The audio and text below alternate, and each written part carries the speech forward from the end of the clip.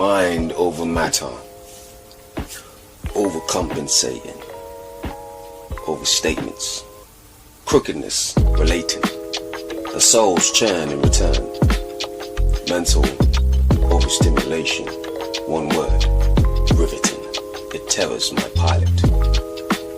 Streams that are promised to make seeking less.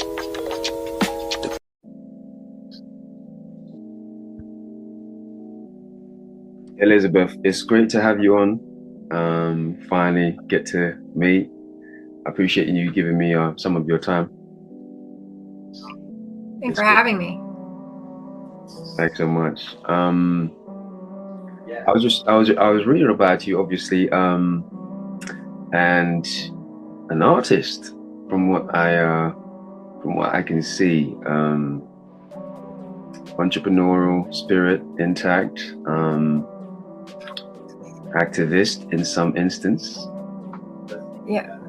And you actually have a book out there as well. Well, it's coming out. It's being formatted and, the final edits and setting up. Yeah. But the website's up so you can read about it. Yes. Okay. That's good. That's good. We should definitely speak about that as well. But another facet to the story is survivor, if I may add that part. Yeah. Would you like to kind of maybe touch on some of that briefly? Sure. Just a few, just to start with the artist part, because you have so so 6 years ago, I was painting murals as a federal inmate. My life kind of went right to hell due to domestic violence. I got injured so bad that my skull was showing, and when I went to the hospital, I found out I was pregnant. And this was about 17 years ago, and Big Pharma was coming through the back door of my communities and just flooding it with opioids. And so I had already watched so many people struggle with dope sickness and, chasing pills and all that stuff. Yes. When I tried to refuse, they threatened me with Child Protective Services because I was pregnant. They said that I was, refusing medical advice, and I was just a young, scared mom. So, when I was told, and they told me, "Don't worry, you're on too small of a dose, you get addicted," which we all know is a lie now. Yeah. And, I ended up, so the abuse got worse. I ended up going to a battered women's shelter, and I got turned away with 2 beds open. And they said that my situation was too dangerous and that my injuries were way too extensive. And it put the other women in the shelter in danger. And this is a problem with victim-based shelters. A friend of mine tried to get in the human trafficking shelter, and she was turned away because she wouldn't snitch her pimp out. Oh. You're extorting women's safety so you can get a collar. She's terrified of this person. They traffic these women.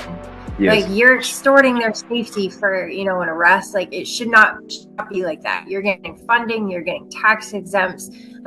You should be doing what you stand for. Absolutely. So, after that, I ended up sorry to cut you off. It sounds to me like it's a matter of almost inconvenience why they would not accommodate you, in a sense, which is really terrible thing to do. Right. And I watched other women, go through similar things. And, 70% of women that are incarcerated in America have some sort of domestic violence or sexual assault, before they even go to prison. We are the women that slip through the cracks. And when people's basic needs aren't met, that's when you get crime. That's when you get, people doing desperate things. Yeah. Are you saying in terms of the system is not protecting, or there's an injustice that hasn't been resolved? It's an injustice that hasn't been resolved. I mean, they are literally profiting off of the suffering of the American people. I mean, they get everybody addicted, and then they lock them all up, and they've literally bypassed slavery laws with mass incarceration. I mean, they can say land of the free till they're blue in their face, but we make up 25% of the global incarceration population. That's a lot. That's a lot. Hold on a second. Hey, I need that. Sorry, my dog was getting into something. No My worries, dog was that's getting totally into fine. something. Let's go into entrepreneurial situation. Could you speak about that a little bit? Absolutely. I'm a contract cleaner, and so I'll go in and I'll do residential houses or commercial. Like I'm neurodivergent and I have a lot of trauma. So normal like situations that other people can deal with, I can't. Like Yeah. I'll have a panic attack, or like it really affects my mental health. So I always have to put that first. Yeah. So I found that cleaning, when I don't have to deal with a lot of people and I don't Yeah. have to deal with, other, situations, like, I do a lot better. Yes. And I think if people had, more access to resources, they could figure themselves out a little more and, realize, okay, this is my mental health issue. This is how I deal with it. This is how I can move through life. I was able to figure that out, when I got out of prison, only because of one policy change. We got a different governor and she expanded main care. So I was able to, go to the therapist. I was able to get drug counseling. I was able to take care of myself, where before I was just, self-medicating and, kind of, dropped, in the middle of this, life-altering chaos that, I didn't mean to cause. But, and the other thing was, after that head injury, I started having seizures. So I was no longer safe, for my kids. My kids were like little, and I'd wake up on the floor not knowing how long I was out for. And, as a mother, that's like, you have to look that in the face and be like, I can't, you're not going to leave somebody unconscious with, a 14-month-old. I was so terrified of waking up to a tragedy, and, she had to start staying with my dad after that. And then, everything got worse. And after the shelter turned me away, it was drug dealers that ended up helping me, and I got sucked into a life that I never wanted. And I never intended on it. I was in college, I had plans, but it's just so easy in this country to be so desperate. Most of the drug dealers I knew, were just trying to pay their bills. You can't even survive on, one income in this country. Like, rent is insane. And, we have 29 empty properties for every homeless person. Before the pandemic, it was only 3, and 3 is bad enough. Like, they are extorting, the masses. And, if they could lock us all up and extort our cheap inmate labor, then, the corporations would be happy. And, I talk about this in my book, No Justice, Just Us, how when we go to prison, we work 40 hours a week. Yeah. And we're only paid $5.25 a month. Like, not a week, not, a day. Like, that's what we get paid a month. And when you go to commissary, if you want to buy a box of tampons, they've inflated the price. So not only are we not getting paid anything, we're having, being forced to buy items that, you need as a woman. And the price is like twice as what it is, on the outside. It sort of put a new definition in slave labor, doesn't it? Absolutely. Yeah, this is definite slave labor. That there's a lot going on there for sure. There's a lot going on there. All right, let me unpack a piece for you, just gonna read something, and then we can kind of speak some more into this discussion. As time passed, I could sense the world's gaze, no longer timid to look away. Carry the burden if it meant you were worthy to stay. But never mind for another day when was profound just okay. The sounds that were renowned for carrying passive in a sleigh, the ever day was beckoning as my mind strayed. The ever lay when it is accomplished enough to take center stage. Telling untimely chimes with such baggage, like a petulant child without hobbies, tarnished in proof, famished ready for something I do know. not the language. To describe the world in its many essence is to make life gritted with excess dissonance amid dictatorship if the words fail to cushion. Yeah, that's all I had to share. Just something to kind That's of beautiful. speak on. Thank you. Something, our situation at the moment. Right. I must admit that I thought it was a very relevant topic reading about your story, this piece of the road traveled, because of what is required to continue to not only persevere but to accomplish. Yeah, absolutely. I wrote a lot while I was in prison, and I started writing No Justice, Just Us while I was there. So a lot of it was like while I was still in a cell, in solitary, it was one way of coping, as well as art. I painted murals while I was there, and, one of my hustles was painting inmates' cups. Mm-hmm. It was like giving them a piece of their identity back, because, Absolutely. you're giving the same clothes, the same, everything, and you're not really allowed to be an individual, but you can, if you could choose what your coffee mug, you drink out of every day, it brought a little bit of light to people's world. Some semblance of control, something in your life, Yeah. Absolutely.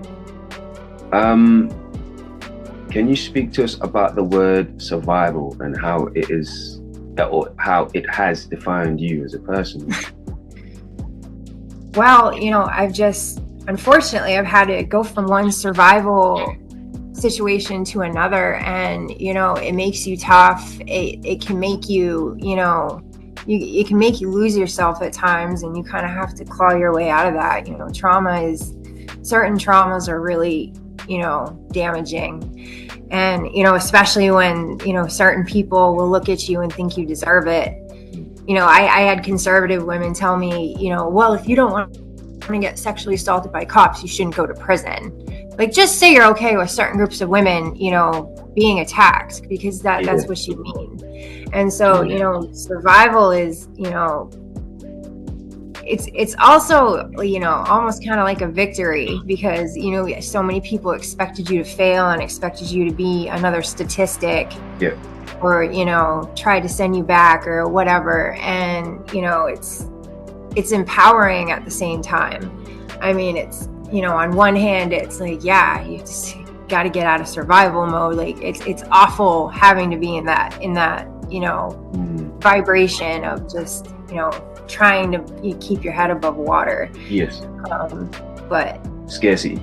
Yeah. But in the end, it's empowering.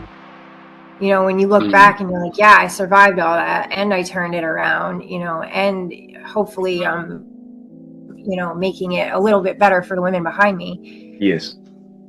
Which leads me to my next question. I wanted to I was curious in relation to where you are in life. Can you share some of the values that you hold dear, that kind of got you through some of these turmoil times that you've been through? Absolutely. I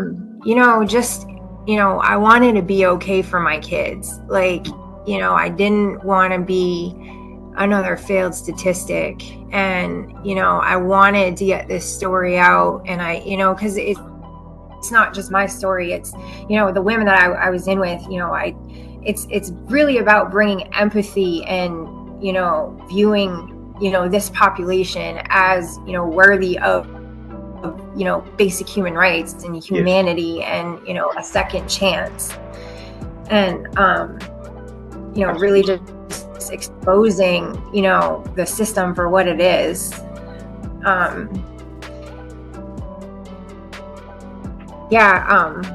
wrote poetry while I was in there too. Really? Yeah, I wrote a lot of poetry, and I won a couple contests when I got out. I did some writing contests, and I got a couple poems published. You got them published? Did you ever manage to perform any or share any? Yes. Yep. They had like a little get together when the when the book came out. And I got to read it live, and I did it at some recovery events up in Maine.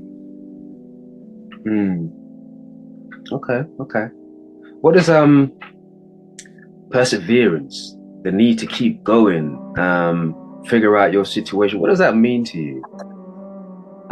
Well, just, if something doesn't work, figure something else out, try something new, and, just not give up on, the ideal happy ending. Yes. I want to kind of go into creativity. Can you share some of the ways being a creative, or even just a mindset alone, has done what it's done for you in terms of like fulfillment? Could you describe what that feels like? Yeah, it's brought me a lot of fulfillment. It brought me peace with my trauma. It, gave me a direction, a purpose, because I'm a painter. And when I got out, I found this great company in Canada. All of you artists should check them out. But they transform your art into this environmentally friendly clothing brand. And I can show you guys some stuff. Like I painted all of these. This is a pillowcase. Yeah. Wow, that's cool. Yeah, these are like scarves and handkerchiefs. And one day I'll be like super goth and dark femme type, and then the next day I'll be doing butterflies and flowers and stuff. Yeah.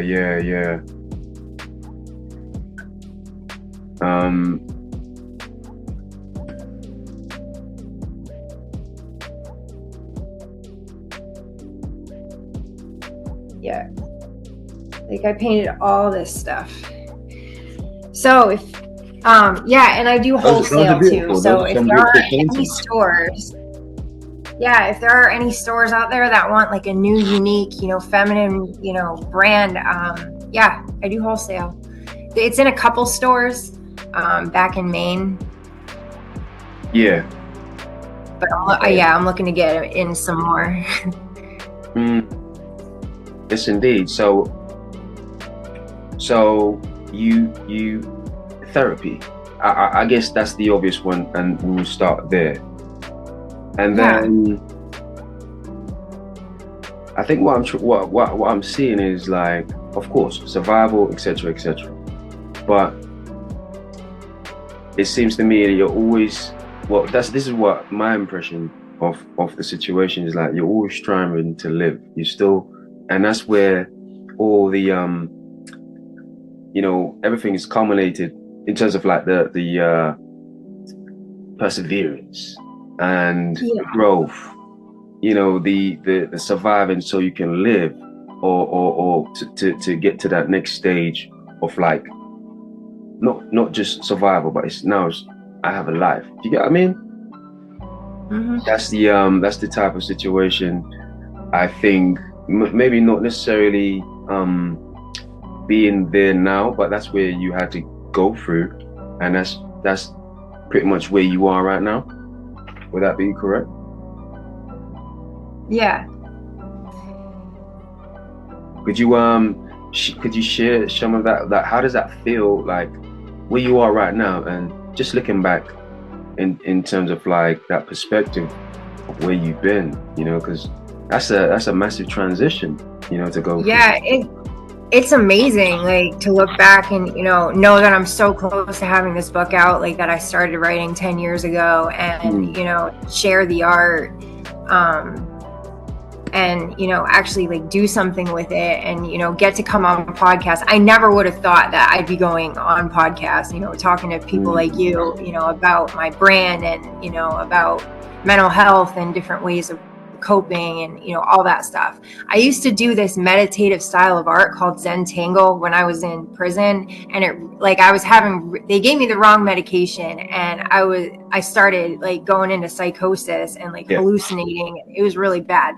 So, you know, to distract myself from the trauma, because that was the other thing that, you know, I was dealing with, you know, I would do this style of art. And it's basically just like doodling, but there's a certain way to do it. And you could literally get a coloring book, look the Zentangle designs up, and, you know, just print them out, and, you know, choose which design you want and put it in every section, you know, on the picture. That's a good way to do it. But it's just, you know, something to distract yourself, you know, from all the bad stuff that's happened, so you can move forward, so you know, you can do different things and you know, actually achieve your goals. I've heard they have, obviously, I'm sure you heard they have this type of writing, and perhaps it's the same with art to a certain extent, if you're, you know, mastered in terms of like mastery in terms of drawing and stuff like that, where, you know, to an extent it's almost you're writing, but it becomes subconscious after a while. You know, you just let the pen just create. Right.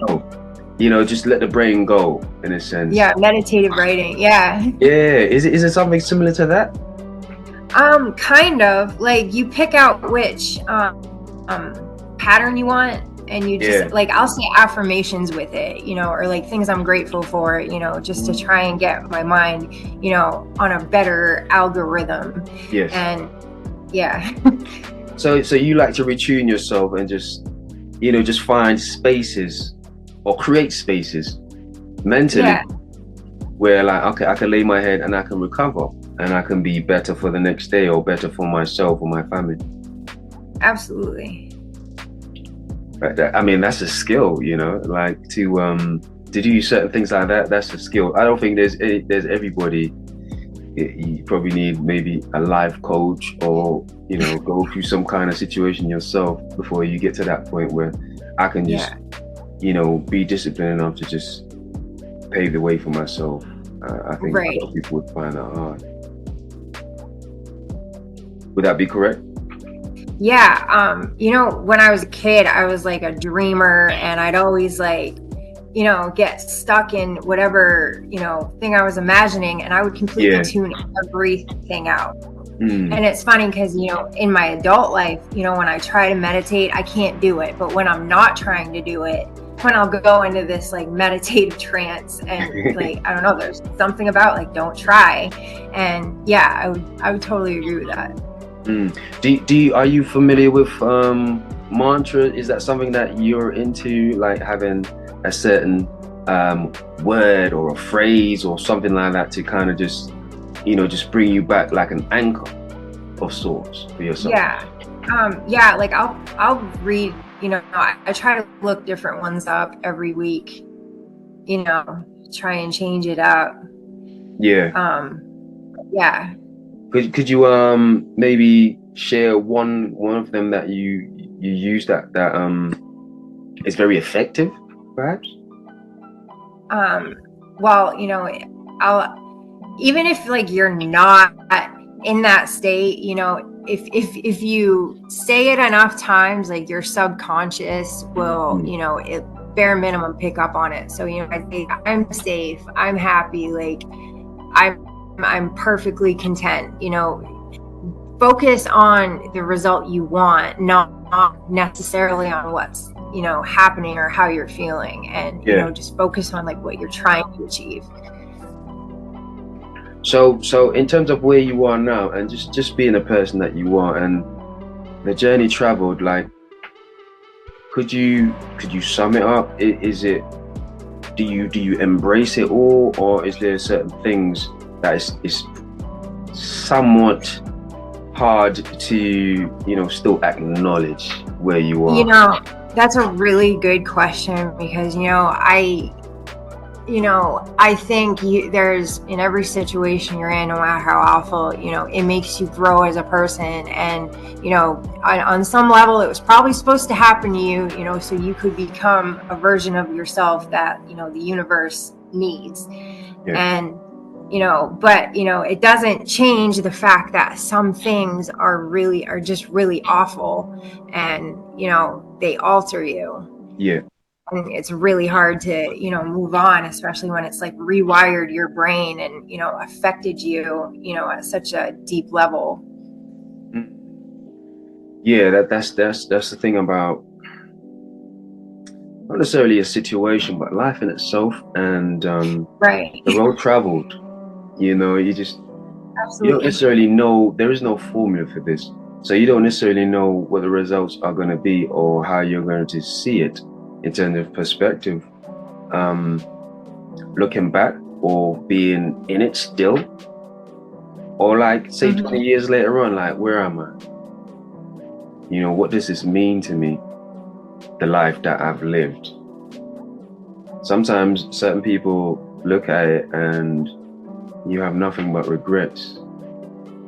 Just speaking in general, certain people look at it, they just have nothing but regrets. But if you can say, you know what, despite everything, I lived that life that, man, I embrace it all, and I'm unapologetic about it.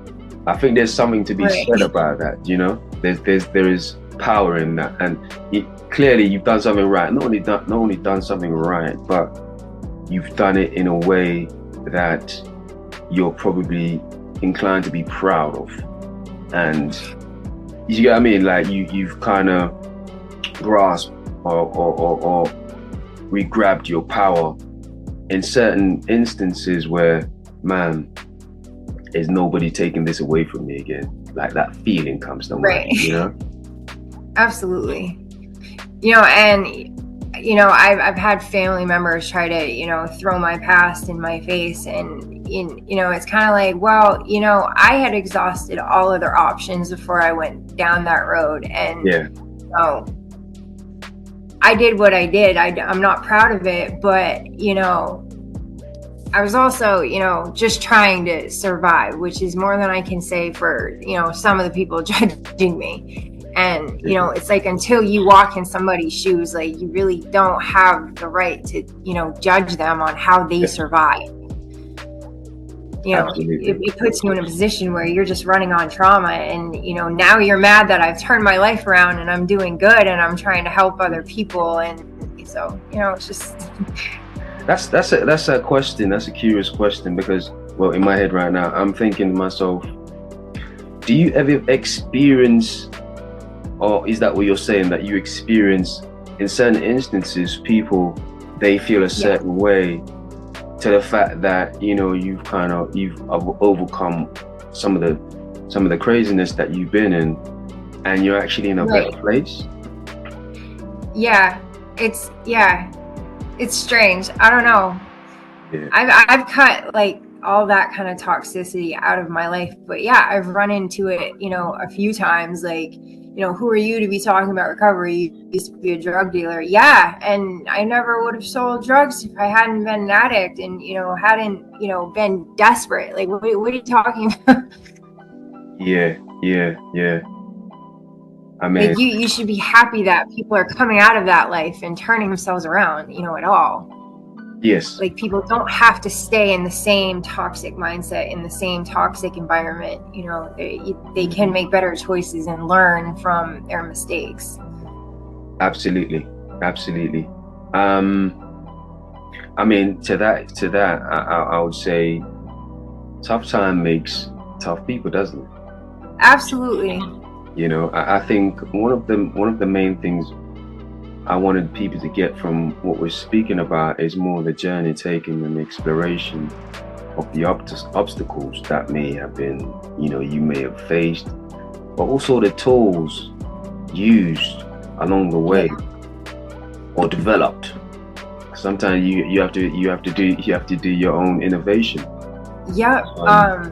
Figure out how to market real quick, and always be able to get some jobs, or try and hustle my brand. So, like I was told once when I was learning how to market, if you see a no soliciting sign, that means come right in. That's crazy. Yeah. The indirects. But yes, of course, overcome, that is a thing. I think that's a life thing, of course, but sometimes, where people might have some people might have hills, you have mountains, you know. Right. But that's what makes that's the demand for greatness, isn't it? Whether you're even talking about a person. But first, the information is the matter, as they say. I think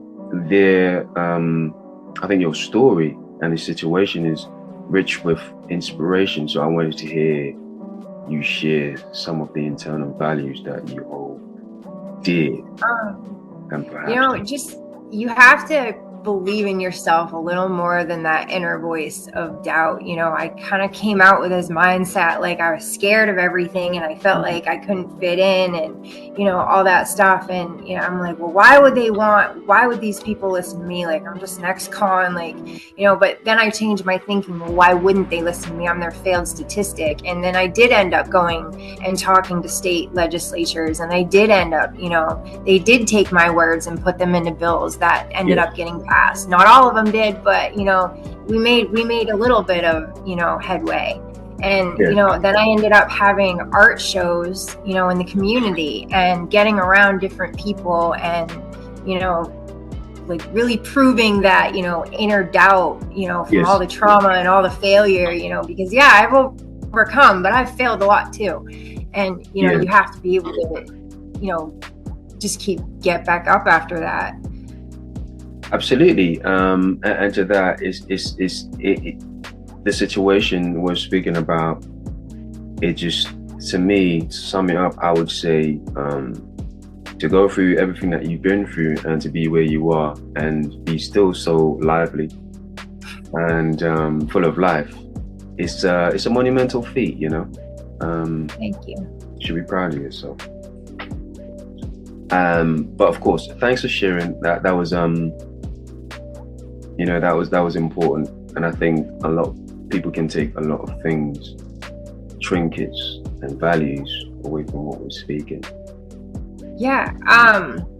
I have a poem that I won and it got published, if you guys want to hear it. Sure. This is called Flying Black Balloons. 4 years in my recovery, but I am not recovered. A sad and awful truth that I have faced and suffered. My chains and shackles gone, only felonies remain.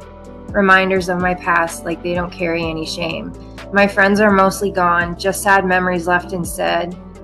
A sea of black balloons, big pharma's markers of the dead. Their kids are all now orphans, been taken to the state. It showed me prison was a blessing. I escaped a darker fate. With all this death and chaos, you think the government would care. They took their cut right to the bank, such corruption in the air.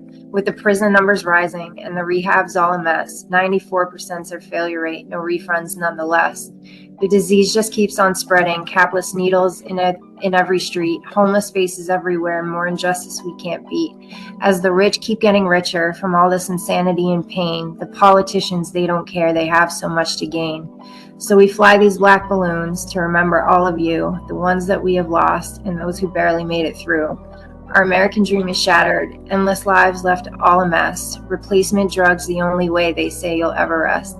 And who is tried for all these crimes? The addict nonetheless, their form of rehabilitation, slow torture at its best. Are you tired of this nightmare, of this dystopian land? I know that I am. I think it's time we take a stand. Wow. I mean, that's a lot, There's it's powerful. It's very powerful. You've seen a lot, and I can hear it in the poem, and you've experienced a lot. Yeah, that speaks for itself. I think it's a scary number of the population who has too.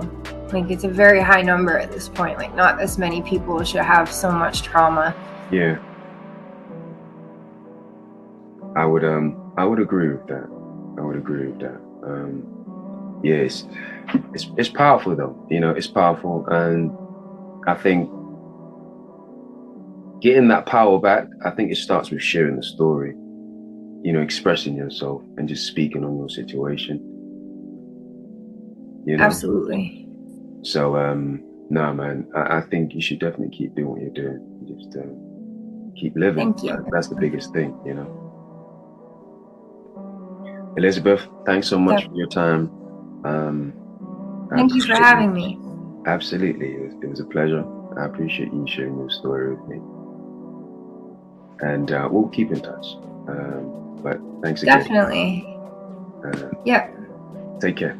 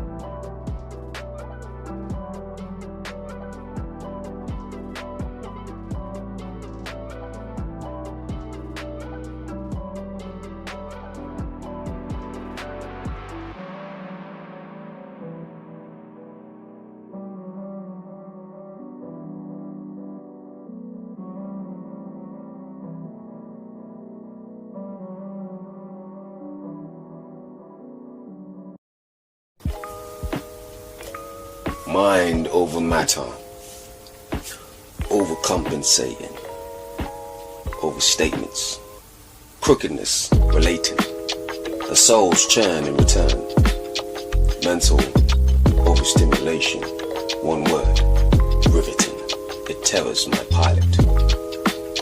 Streams that are promised to make seeking less.